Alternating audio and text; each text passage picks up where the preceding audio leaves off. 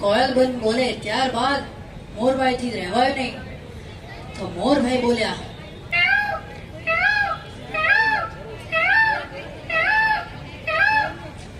અને મોરભાઈ બોલ્યા પછી કબૂતરના બચ્ચાને ઈર્ષા આવી તો તે પણ બોલ્યું.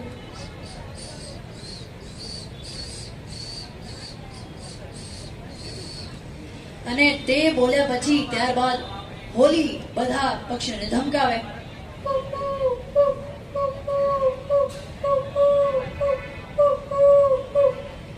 અને ત્યારબાદ બધા જ પક્ષીઓનો અવાજ સાંભળીને મારું મન તો મલકાઈ ગયું. તો મને પણ ઈચ્છા થઈ કે હું તેમના સૂરમાં સૂર પુરાવું. તો મારી પાસે વાંસળી હતી, તો તે મેં વગાડવાનું શરૂ કર્યું.